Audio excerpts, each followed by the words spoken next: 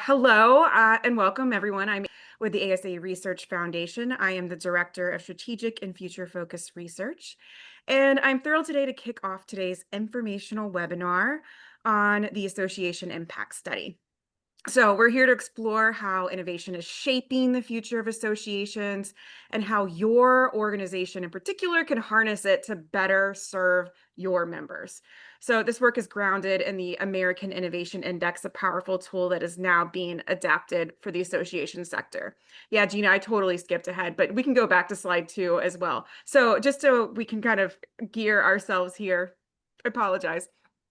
So I'll be your guide through the first 3 slides, and we already saw them, so we're going to be right on it. And then I'm also joined by Gino Woodall, who is the Vice President of Client Services at Illuminus, who is our research partner. So together, we're going to bring forward a new way to understand and measure innovation from the member's perspective. So I'll let Gina introduce herself in just a little bit. But if we move on, then I just kind of want to talk about why this matters. So why does your perspective on innovation matters? Associations we know are navigating rapid change. There's technology, AI, member expectations, new ways of working, anything that you're familiar with the foresight works drivers of change. So all of these pressures can feel overwhelming. And it's also a huge opportunity for us. So the American Innovation Index has helped companies throughout the United States understand how innovation drives loyalty and satisfaction.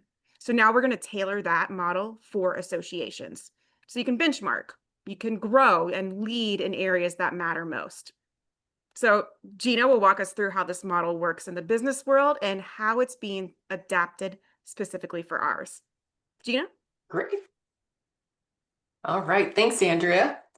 Hi, everyone. I'm Gina Woodall. Again, I'm with Illuminus. We're a strategic marketing research consulting firm. We do work with services firms, technology companies, and also nonprofits and associations. So a variety of industries, and have worked with associations since I think the beginning of our company, really to understand and bring insights to them to help engage members and drive member loyalty. So this project, while it feels very focused in tech and innovation, new ideas, it's definitely something that we want to connect to member engagement and loyalty, and works. It has a perfect setup for working with nonprofits as well. But let me tell you first a little bit about what the American Innovation Index is. This will be the foundation of the study that Andrew's going to talk to you about at the end. So the AII, as we call it, is a program of research that's really designed to understand, quantify, and compare the innovativeness of U.S. companies or brands across the economy. So we cover many industries within it to really get a snapshot of innovation from the customer's standpoint. And believe it or not, this idea actually originated in Norway. The researchers at the Norwegian School of Economics believe that the true indicators of innovation is what can be gleaned from the company's own customers, so in a marketplace. So rather than industry analysts or experts, we really wanted to look at innovation from the customer point of view. So in 2018, we partnered with Fordham University, the Gabelli School of Business, and we started the US version, the American Innovation Index, really designed to measure customer perceived innovativeness of up to 200 consumer brands. And we've done the study now. This is our 8th year doing the study. Just to let you know, this is a global study. We have an index, innovation index partnership coalition that's global across Europe, North America, Asia, and Australia in 10 countries. So this is really a global effort, and really is a collaboration of business leaders and academics to bring this type of research and insight forward. So why is innovation important? And this is customer perceived innovation. So, when a company or an organization thinks about innovating, when it is actually moved downstream and affects the customer experience in ways like affecting the value proposition with your products and services, how you deliver value, how you treat customers, and then your physical and digital facilities, your interaction space. If they see changes in those areas, it really leads to positive emotions like feeling excited about doing business with that brand, feeling that they are innovative, and that leads to brand attractiveness and ultimately customer loyalty. And this is really the foundational model that's been proven out in our research with our academic partners. So we took this a little step further and we asked, okay, so how does the innovation index impact key metrics? Does it have an impact? Um, so we split the companies in our study from the least innovative to the most innovative and bucketed them together. And what we found is that when we look at our loyalty index, we see an 8-point increase from the least innovative companies to the most innovative companies. We see a 12-point increase in brand attractiveness, wanting to do business with them. We see a 30-point increase in their NPS or Net Promoter Score, and we see a 21% increase in the share of business. So we see bottom line metrics affected by how much your customers, how much the organization's customers feel that organization is innovative.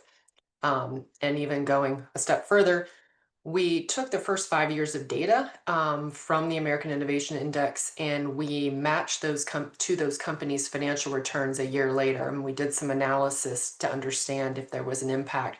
And we found that innovation increases shareholder wealth by an average of 8% in for-profit companies. So that's $3 billion for every 5-point increase in the innovation index in 12 months on average. And that research, we just published that in the Journal of Service Research, and it actually just won an award for outstanding paper as well. So this is a peer-reviewed journal, and we feel very excited about that, that our work has been recognized in this area. So, all right, but kind of getting down to the nitty-gritty, how does all this work? So the American Innovation Index is an online survey, and we ask customers to rate the companies they do business with. They can rate up to 5 brands in the study, and we really focus in on 2 key metrics. We have the American Innovation Index, which is we define as the degree to which customers view a brand as innovative, creative, pioneering, and changing the marketplace. So it's made up of several metrics together that we create the index from that. The Social Innovation Index is the degree to which customers view a brand as innovating on behalf of society and the environment. And again, this is made up of several metrics into that index. And we ask these questions, we cover all the industries you see at the bottom, um, and really representing the US economy, the largest consumer-driven sectors in the US economy. So that's kind of the basis of it. And just to share with you a little bit about some of the findings and the trends that we see, what's going on in terms of innovation and social innovation across the economy. This plots the American Innovation Index and the Social Innovation Index, and these are on a 0 to 100 scale. And you can see we've been tracking since 2018 to 2025. So this year, the Innovation Index is a 70.4. And just to give you some perspective, we had 164 brands in the study this year. Our number one brand this year was IKEA, finally beat Apple with a score of 84. And this is new information. We have not even released this yet, so you guys are the first to know this. And Spirit Airlines is at the bottom with a score of 56. So that kind of gives you an idea of the range there. And then for social innovation, we have a 62.8. This is the average this year, and the scores range from a 57 to a 77. Honda is our most socially innovative company, and Barclays is our least. So that kind of just gives you an idea. And if you kind of look at the trend, the story behind this trend that we've been seeing, we started in 2018, got our baseline, 2019 fairly similar, but then you can see we start to see that rise. 2020 through 2022 is our high. And I'm sure you know what happened between 2020 and 2022, the pandemic. So what we saw is that businesses had to adapt their business models. They had to innovate to survive. And we definitely saw that reflected in these numbers. So customers recognized that level of innovation and gave those organizations credit for it. So we saw that increase. Now we've seen kind of a leveling out, which definitely leaves us room to think about there is a big opportunity to differentiate based on innovation as companies kind of level out. So that's our big takeaway. There's an opportunity to differentiate through innovation. So while the American Innovation Index is focused on for-profit companies, We have since 2020 added some metrics in for the association sector. So in 2020, we asked consumers in the American Innovation Index if they were members of a trade or professional association, and asked them about the innovativeness and social innovativeness of their association. So we don't have data by individual associations. We just have, association members in general in the US. And we adapted our questions so they would make sense, in this in the sector, and those were reviewed by our academic partners, and we agreed on those and used those metrics to measure this. So you can see that we're following a similar trend here, as we have seen with the for-profit American Innovation Index, where we were kind of at a baseline in 2020, we saw a steep rise and now we're leveling out. And I'm sure you all can remember at that time during the pandemic, the types of things that you had to do to kind of adapt your business models, not the least of which was to move to meetings like this from in-person meetings and really make that happen quickly. So things like that were happening. Members were noticing, they saw the innovation happening. Now we're seeing that leveling out. So it's definitely an opportunity for individual associations to step up and innovate to drive member loyalty.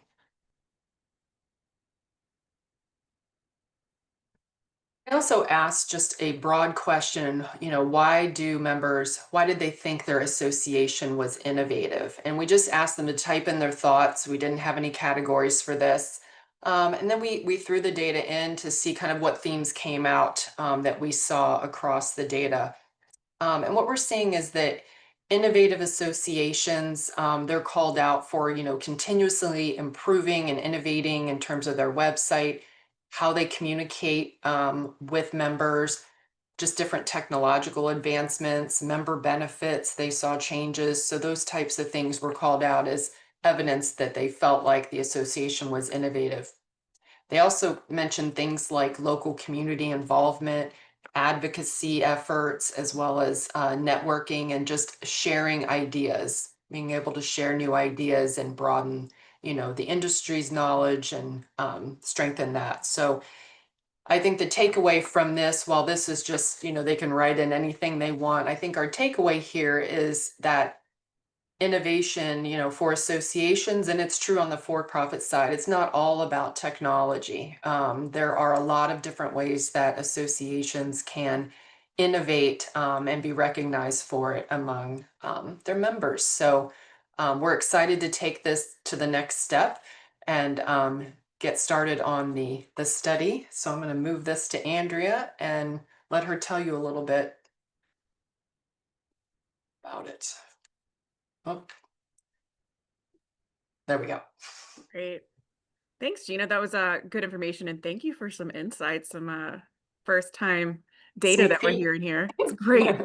Yeah, and I'm excited to see uh, how we can influence our own trend line and what does that look like when we're looking at association. So it's really cool to have that historical data and then how we can apply that perhaps to the association version of that. So everyone's here today to learn a little bit more about the study itself. So let's talk about how you can be part of it. So the Research Foundation with Illuminus, we're launching the first ever Association Innovation Impact Study. So this study will gather insights directly from your members to help you strengthen your innovation strategy. So what does this mean? That you'll be able to assess your organizational and social innovativeness, as Gina just overviewed. You can benchmark against peer associations. You can identify those key drivers that drive your innovative perceptiveness. That's a word. I'm going to use it. And then discover some actionable ways to better serve your members. So all of these results can help you prioritize innovation investments, all of the different resources and content and capabilities, capacities that you'll need in order to grow member loyalty and to keep your association relevant in any date and time. So when we move on to how the study will work, so what we're looking for is up to 15 associations at this point. Since it's the first ever, this is our pilot uh, uh, season, I guess. So we're looking for 15 associations to raise their hand to invite members to participate in the online survey that's been developed with ASAE, the foundation, and Illuminus. We're looking to collect up to 300 member responses each per association. And once that data is analyzed, you'll receive a custom 3-slide report with your results and accompanied with some sector-wide benchmarks.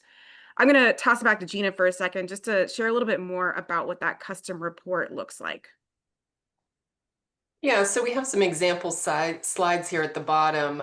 You'll have a slide that will focus on those key metrics that I've been talking about. So you'll see your innovation index overall and your social innovation index as well. We really see it as two things. And you'll be able to see that against all the associations that participated in the study, all of the data. We'll have a nice big sample size that we can compare that to. And, as things permit, we'll be able to look at different size of associations so that you can benchmark against, your size of an association versus others. I know that's always important. And we'll look at other things as we're able to do that depending on the sample and our participation. So you'll be able to really see how that looks. Over time. If you do it again next year, we'll be able to show you whether your numbers have gone up or down. So you can really see as you think about innovation in the next year, how did you affect your key metrics with your members? So that'll be exciting as well. And then on the right, you will also have a couple more slides, one on the reasons for innovativeness, as we call it, and the reasons for social innovativeness. So we'll have a list of metrics, attributes that we have designed with ASAE's foundation and all of our experience in this to come up with, key things that we feel are driving innovation, driving social innovation within the association sector. And we'll be able to show your performance on all of those attributes as well as a benchmark for the industry on each attribute. So if are you on par, are you above, are you below? Where do you need to work? And then we'll also have an indication of which ones Mm. are driving innovation most, really have the most impact. So we'll be able to put that together for you and really tell you kind of where your priorities should be for, the next year in terms of focusing on innovation and where you should focus. Thanks. And we have a couple of questions in the Q&A. So to address them, just going to talk a little bit about who we're looking for the 15 participating associations. So because this is our pilot project and we're looking into it, uh, um, participation is completely free thanks to our donors and our donor community. So the foundation is very thankful for that. And our 15 associations, we would ideally like to have a mix of who is in the association community. So looking at both professional associations with individual members as well as organizational members.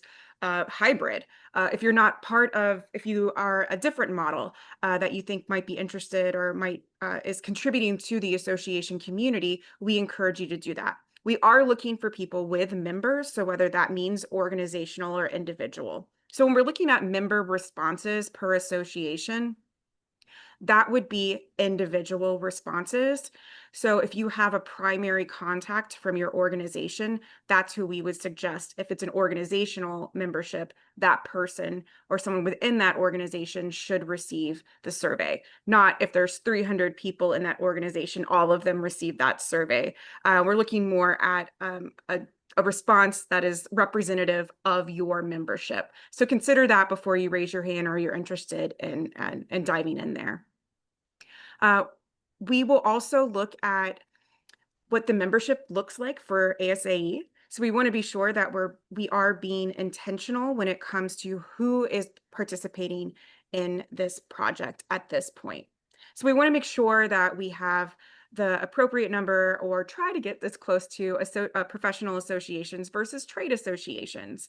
We know that we can skew way towards professional associations. So we want to be as broad as possible. The same with small versus large staff associations. We want to be as broad and representative as possible. So we will be looking into those demographics before final decisions are made for participating organizations. So hopefully that answers that first question, which is, are you aiming to include professional associations with individual members or associations who members are companies or both? So hopefully that answered that one. We do have a second one that's, if how will the collected information be shared publicly? So in other words, would an association's individual results be shared publicly? No.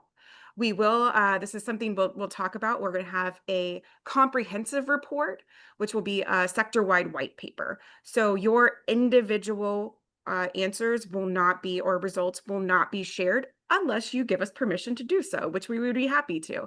But they're strictly for you and for us to understand, kind of look at more on that broad level, develop our own trend lines and what those key trends and challenges opportunities are for the association and what innovation looks like for them. So we'll be looking at that on a broader sense and not necessarily on digging a little bit deeper until maybe we're a little bit more established. But at this point, it's up to you to receive those 3 slide deck, and that information is yours. And we will receive the sector-wide paper that we can share publicly. Do I have any information that I can share with us so we can share with our management team and board? Yes. We have I think it's a 2-pager that I'm happy to share with you. And I can share that with everybody that's on this call today and make sure that it's a downloadable PDF on our site that we can share later. So you can push that through. Seeing another question. Will the information that's been shared today going to be available after the call, and can we share this more broadly? Yes. So we are recording this session right now, and we'll make it available for everybody, both on the ASA Research Foundation site, and I will share a link to that site to make sure that you know it when it's linked up on there, as well as share it and Collaborate and some of our other member-facing um, uh, platforms. You're more than welcome to share this webinar with or this informational webinar recording with anybody that can help elicit um, greater interest in this project and how you can be a part of it. So please feel free to share that. There is a deadline for when we want to participate. And we would like to know within the next, we know we're pushing the deadlines here, but within the next month or so. So we would ideally, our original plan was to have something by the end of September, and we know that that's very close. So we hope that we can get this information out to you. We can extend it a little bit based on interest and what we're looking at there. Ideally, the end of September would be fantastic for us, and we can extend it based on if you need more time to convince your powers that be, your decision makers, to participate in this. So all of that will be on the informational flyer that we'll make available to everybody. This looks like the questions right now. Okay. Please keep asking questions if you have any. And I do want to note that we're viewing this initiative as more than just a study. So it's a movement to elevate innovation across the association sector. So by participating, your association contributes to the sector-wide paper that we just talked about. And I mentioned that it highlights our key trends, some challenges, some opportunities in association innovation. And this really supplements the 2 innovation research projects, research reports that we've done previously. And I'll make sure we can link to those as well. The first research report looked at how associations can innovate internally. And then the second one focuses a little bit more externally. So those will be helpful. Those have been helpful in developing the insights for this project as well. We're going to look at how we can share these insights. Is it at our annual meeting that we're going to hold in the field? Are there other opportunities, including additional webinars where we can post the findings in aggregate? And that's just phase 1. We actually have phase 2, which is the innovation concept study and challenge. So here's where we'll look to the association community to identify innovative ideas and also evaluate them. So we've brought together some innovation experts. Some of them are on the call today to talk about what does it mean to be innovative in associations. And when we're thinking or looking at ideas, how do we understand that we are innovative? If it is it innovative enough? What does innovative mean? So we're in the process of looking through that so that we can make a call to associations in a Shark Tank style event at an upcoming conference showcase at an upcoming conference to share what associations are doing and what their ideas are internally. More information will be coming out about that. And we're looking to have those promising ideas showcased and just really a chance for you to be recognized as a leader in innovation. So, all of this is really to help make a stronger and more future ready association community. So I hope that you're interested. If you have questions, please let us know.